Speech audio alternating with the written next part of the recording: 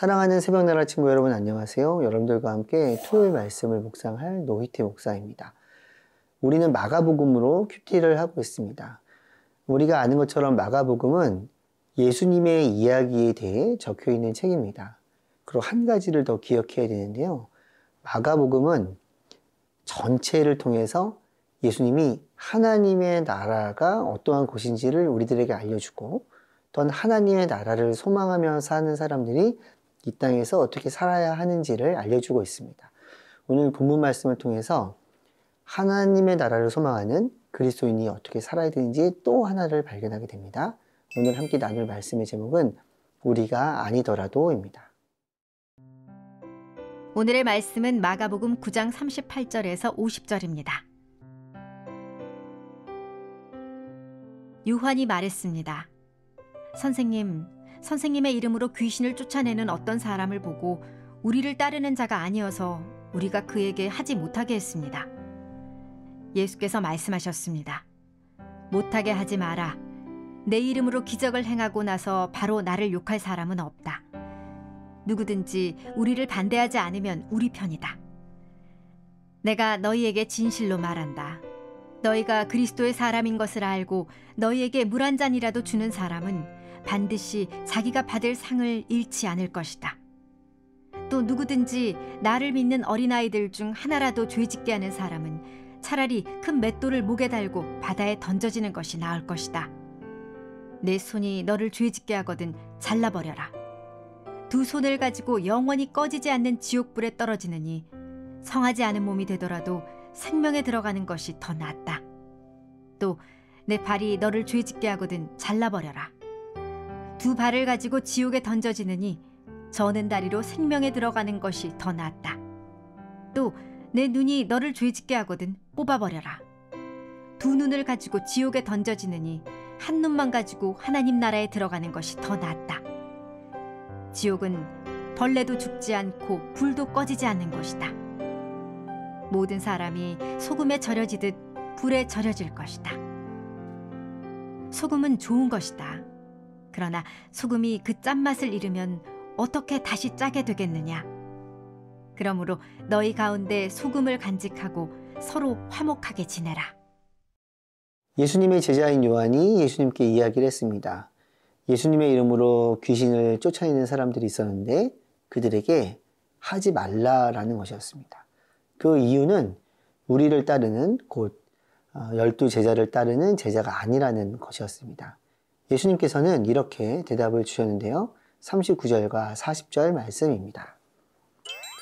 예수께서 말씀하셨습니다. 못하게 하지 마라. 내 이름으로 기적을 행하고 나서 바로 나를 욕할 사람은 없다. 누구든지 우리를 반대하지 않으면 우리 편이다. 예수님께서는 그들의 사역을 허용하셨습니다. 기준은 간단합니다. 예수님을 반대하지 않으면서 예수님의 능력으로 사역을 했기 때문입니다. 그리고 예수님은 그들을 우리 편이라고 이야기를 해주셨습니다.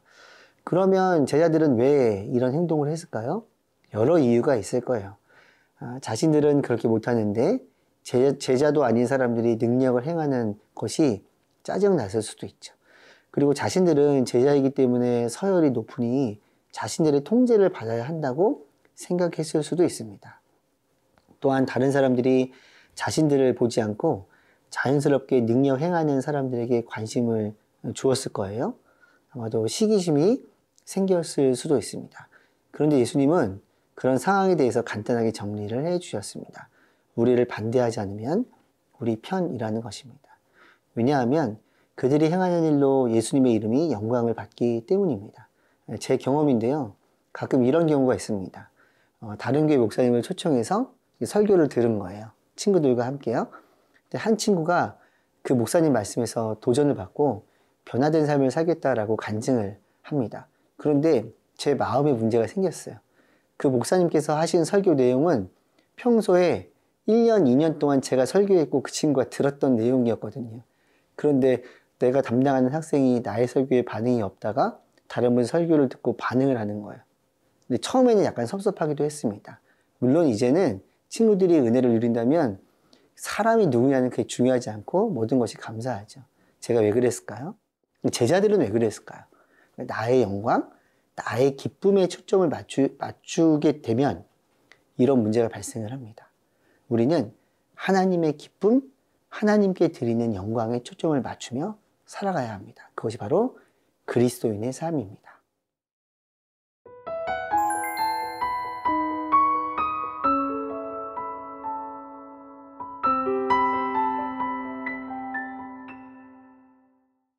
두 번째 본문에서 우리는 아주 섬뜩한 표현들을 보게 됩니다. 손이 죄를 지으면, 발이 죄를 짓게 하면 잘라버려라. 눈이 죄를 짓게 하면 뽑아버려라. 그리고 이어서 영원 형벌인 지옥에 대해 알려주십니다.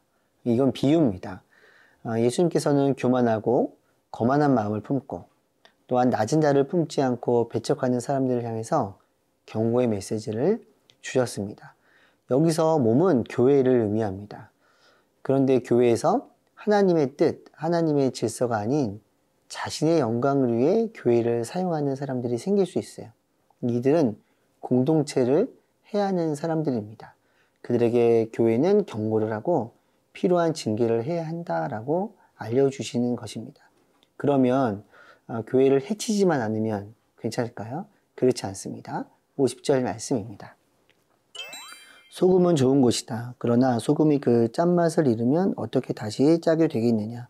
그러므로 너희 가운데 소금을 간직하고 서로 화목하게 지내라. 예수님은 우리에게 소금을 간직하고 서로 화목하게 지내라고 말씀하십니다. 당시 문화에서 랍비들은 서로를 위로하고 격려하는 덕스러운 말을 소금으로 표현하기도 했고요. 그리고 소금을 간직한다는 것은 한 사람이 아니라 서로 잘 나누어 사용한다라는 의미를 가지고 있습니다. 이런 내용들을 합쳐보면 그리스도인들은 소중한 것을 서로 양보하고 각자에게 주신 소중한 은사를 나누며 평화롭게 지내야 한다라는 것입니다. 사랑하는 사랑친구 여러분, 우리 모두 죄인이라 하나님의 영광, 다른 사람의 기쁨보다 나 자신의 영광과 즐거움을 우선으로 추구할 확률이 매우 높습니다. 그럴 때마다 이 말씀을 보고 생각을 해야 합니다. 예수님처럼 낮은 자의 마음으로 대가를 바라지 않고 섬기는 모습을 생각해야 합니다. 그리고 예수님처럼 그 사랑을 실천해야 합니다. 오늘 예수님의 마음으로 자신을 낮추고 하나님께 영광을 드리는 모두가 되기를 축복합니다. 나의 기쁨을 예수님 앞에 들고 나아갑니다. 예수님의 성품을 담는 것, 예수님의 비전을 따르는 것, 이것이 나의 삶의 목적이 되고 내 삶의 기준이 되게 도와주세요. 예수님의 이름으로 기도합니다.